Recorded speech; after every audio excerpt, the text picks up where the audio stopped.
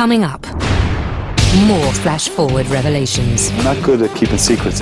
We meet a man who's had loads of real flash-forwards. I knew all about that. And look out, Blue Peter. We show you how to make a time machine out of a piece of paper.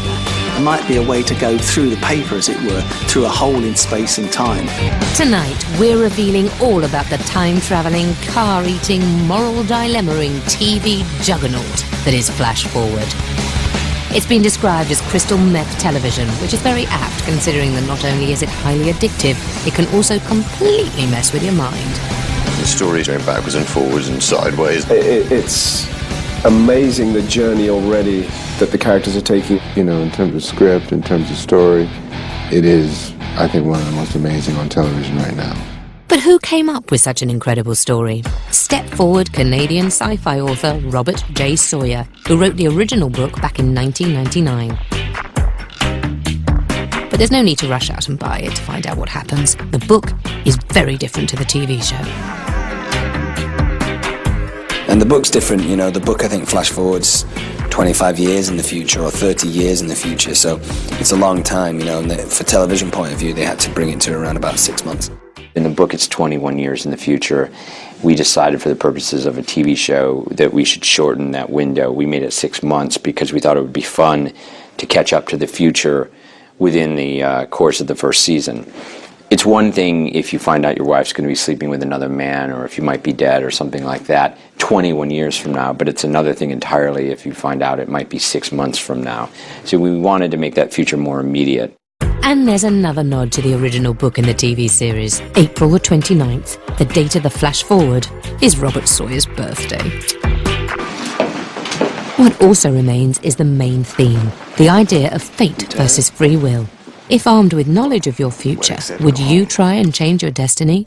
It makes everyone ask the question, how much control do we really have over our lives? I believe things work out as they're supposed to, and I believe we're in charge of where we end up, I think. I don't believe there's some set path that we're predestined to take. In my opinion, there's no way the future is written. I think the future is full of an infinite amount of possibilities.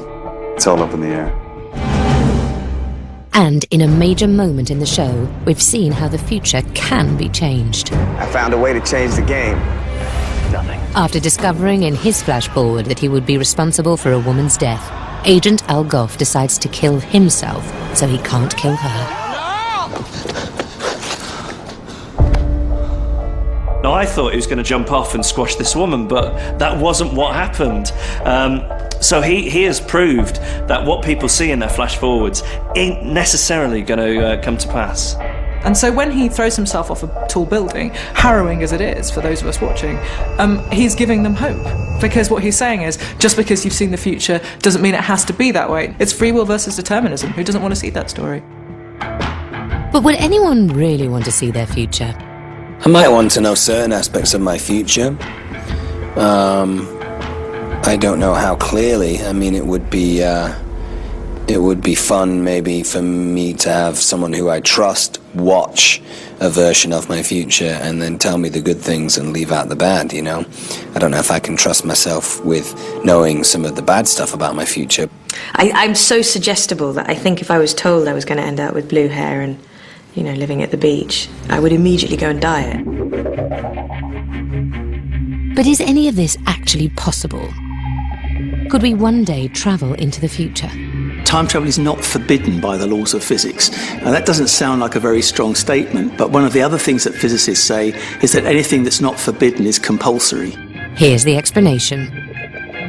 What Einstein told us is that space can be bent, it curves. If the universe is like a sheet of paper, then there's two places in the universe, the Earth and another planet somewhere in a distant galaxy, and they're far away and it would take a long time to travel between them. If Einstein's right, and all the evidence says he is, space could be curved. It could be curved right round on itself, so that these two places that seem so far apart could actually be right on top of each other. But there might be a way to go through the paper, as it were, through a hole in space and time, and that's called a wormhole. And it's a kind of space machine, but it could also be a time machine because it could come out in a different time.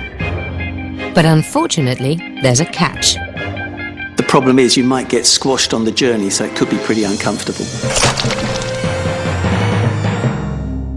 At least we don't need a time machine to enjoy Flash Forward at the same time as our American cousins. This is a global show in more ways than one.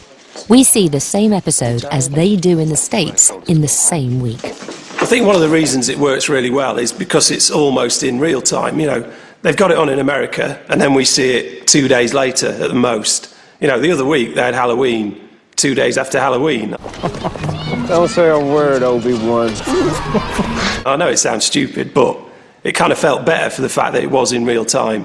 I was in LA on Thursday, and then I flew here, and I watched the same episode on Monday on my sofa with Mum and my stepdad, and that was just a treat. You know, I've never had that before. It makes the world feel very small.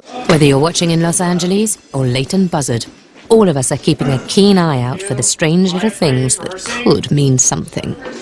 The producers now dangle all kinds of tantalizing little clues. They plant little clues called Easter eggs within the show for those people to find. And those people really participate. They go online, they talk amongst themselves, they research things. I think that's great. But are they really clues? Or are the scriptwriters just trying to put us off the scent?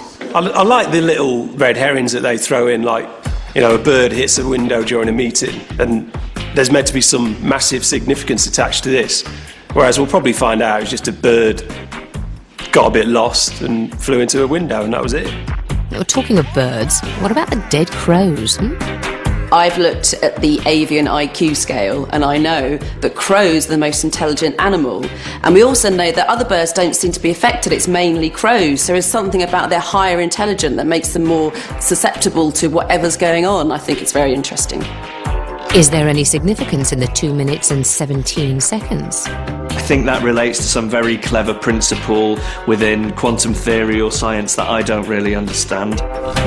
What does a 3-star tattoo mean? I presume that you have to be in a special secret gang of evildoers to get the 3-star tattoo, but I can't prove that, but that's what I'm expecting. And what of the mystery man walking around the baseball stadium during the blackout? Look at him, walking around, not a care in the world, not the least bit surprised.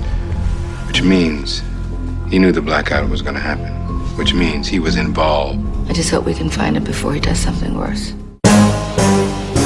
Hang on a minute. What's worse than causing worldwide devastation?